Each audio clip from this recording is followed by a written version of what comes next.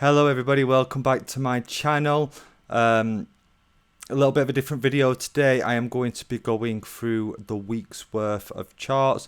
Don't have a great amount of time today, so I am going to be doing that relatively quickly. I'm going to start from Sunday. That's Sunday the 2nd of April and go through to the Saturday at the end of that week. Got a cup of tea. Lovely jubbly. Let's get into this. So, that's not the right chart. That's the right chart. Nope.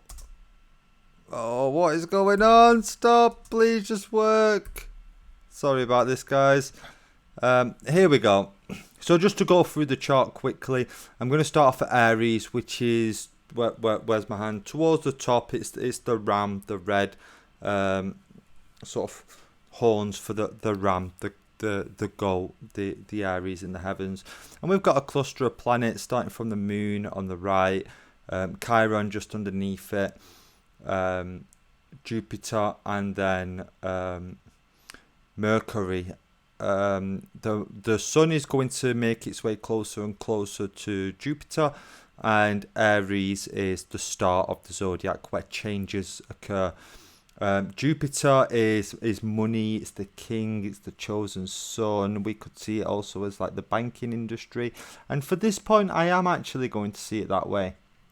I think we're going to see some big changes with that, and over the course of this week, as the sun moves closer and closer to Jupiter, we're going to start having a lot revealed over the changes to the banking industry. So far we've had various banks closing and branches closing, and I think we're going to see the birth of digital banking really start to take over the old systems of cash banking. And I think there's going to be maybe some pushback towards that.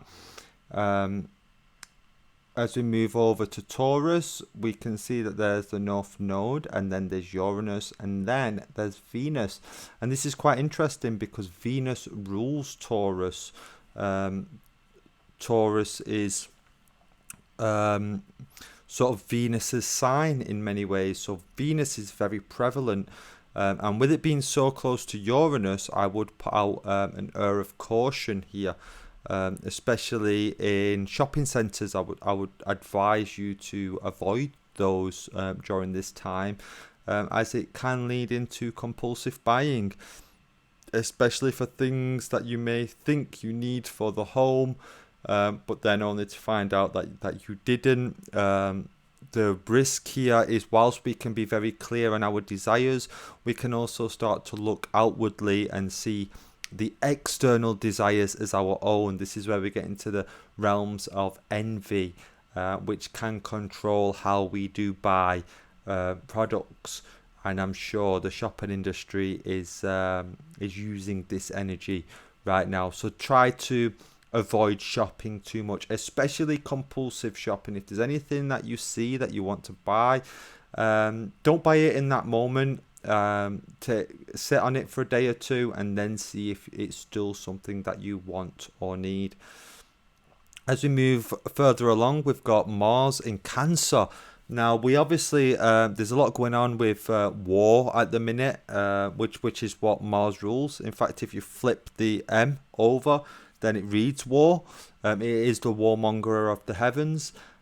We've got this trine at the minute towards Saturn, and Saturn when we get there is in Pisces, which is tradition being conflicted, making a trine to Mars, which is an emotional sign. So it will be emotions that will be triggered by people, and I can very much see this disagreement between the gender ideologies of, we traditionally see male and female, to now there being a new movement towards, I don't know how many genders there are, but these two sides might actually start butting heads this week, especially earlier in the week.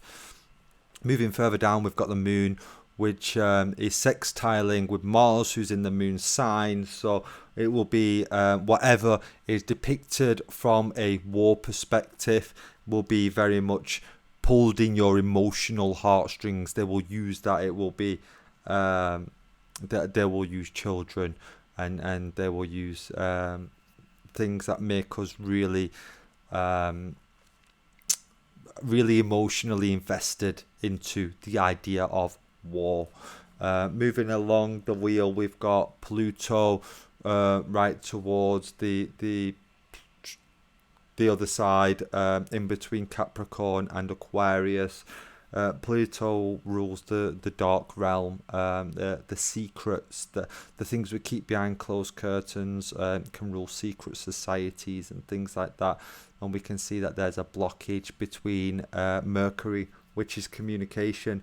So we can see that there are secret, hidden entities that will be blocking the ability to communicate clearly during this time.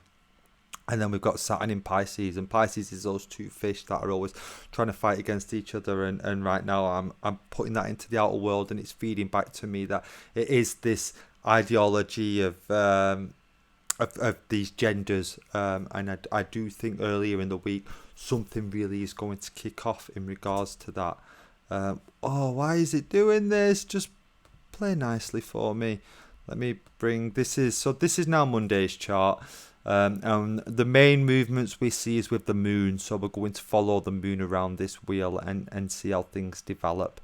We've got a really strong trine again between Mars and Saturn, so I do think Sunday and Monday we're going to really see some aggression there between tradition and non-tradition.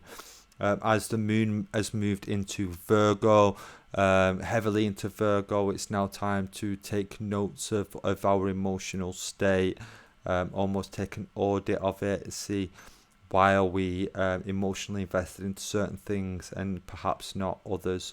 It's making a lovely trine over there to Uranus and to Venus. So, and Venus ruling Taurus, that's the one that takes precedent here. So our desires will become more emotionally driven, and it's important for us to sit back and organize those and try to get a clear understanding of why are we desiring what we're desiring. Is it the external world telling us what to desire, or is it actually our internal self starting to manifest in the external world through our desires? There's also the block there between Saturn, while Saturn is sort of at war with Mars, so we can see that our emotional state will start to block the idea of tradition and structure. So whatever happens on where are we? We're on Tuesday. Whatever happens, no, we're on Monday. Whatever happens on Monday will be emotionally triggering for a lot of people, especially when it comes to tradition and trying to uphold that. So now we'll move on to Tuesday. Tuesday we have a direct opposition between the moon and Neptune. So whatever we're emotionally invested in may start to create blockages towards the dream state. May be affected by that. Either we will get very strong prominent dreams over this debate, this fight, this whatever is going to happen, or perhaps it will affect our ability to get rest as it stands. Moving into Wednesday, we start to are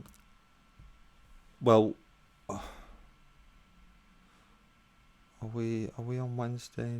No, why are we not on Wednesday now? There we go. Now we're on Wednesday, and we've got the full moon. No, we've not. Not quite yet. What? I'm really sorry. Okay, yeah. Right. That's okay.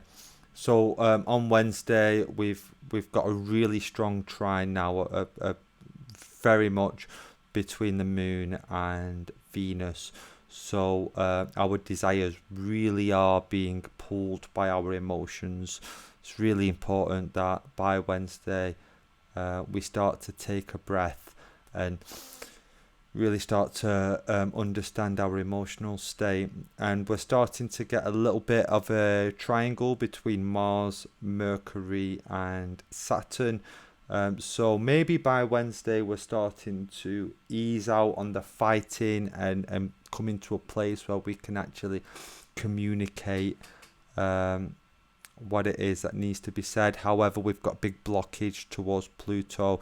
That's just becoming more and more prevalent the more that Mercury runs. So there'll be a massive blockage by people that are hidden, that are not in the limelight, blocking actual communication. So I would be very careful over the news that you hear. A lot of it may be more agenda based.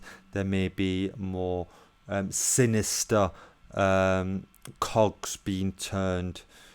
Be very careful of what you hear and say during this time.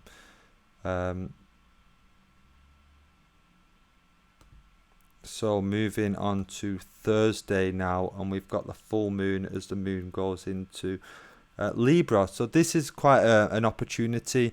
Full moon in Libra, our emotions can start to come to a point of balance, and we've got this nice, really prevalent triangle here between Mars, Saturn and Mercury, as Mercury has moved directly in between the two of them.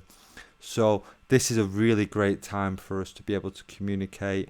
Obviously there's still that blockage with Pluto, so they still will be trying to block our ability to communicate with each other, but we should find that we can actually start to understand what this fight is for, whatever is to happen earlier in the week. By Thursday, we're given let me just double check where we are. By Thursday we're given an opportunity to actually start to open real conversations that will build towards hopefully good results. So then as we move on to Friday, the moon has gone into Scorpio and has got involved with Mars, trining Mars, which trines Saturn. So perhaps those conversations will go one of two ways. And with the blockage between Mercury, it means that a lot of the information, maybe a lot of the media that's being passed will have an emotional outcome for a lot of people. And maybe whilst on Thursday we may have a break from so-called fighting with each other, by Friday it might all pick back up again, especially with a big media involvement and that absolute opposition towards towards how we actually feel, this is going to be a very interesting week from the start, where I honestly do think we'll see some form of kickoff to it calming down a bit midweek. Wednesday, Thursday being an opportunity to discuss with each other, and then it looks like by the time we get back to the weekend, it might start to kick off again. Something maybe emotionally triggering, specifically coming from the media itself. So that was my week ahead. The first time I've done this, and quite an interesting one, really. Unfortunately, I wasn't able to put a great deal of prep, so a lot of that reading was just naturally how it was right there, how I was reading it. yeah, I think we're in for a hell of a roller coaster of a week with it starting quite heightened and quite aggressive, having a space to breathe in the middle, Wednesday, Thursday sort of time, and then back into the weekend, fighting again. And in the behind it all, we may be seeing that these banks will start to really change towards a digital form of currency. And I guess we could see all this fighting potentially as some form of distraction towards that. Well, that's what I read. That's the week ahead. Um, Hopefully not quite as bad as my prediction, but hey, it can't all be sunshine and rainbows, can it? Let me know what you think to these, whether I should do one next week or not. I am trying to find ways to do 2 longer form videos a week whilst being able to do the very short little bite-sized weather report types, astrological reports on each of the wandering stars. But yeah, look after yourself. It's been lovely doing these YouTube videos so far. Let me know what you think. Any questions that you have will be answered on the Monday podcast. Thank you very much. God bless.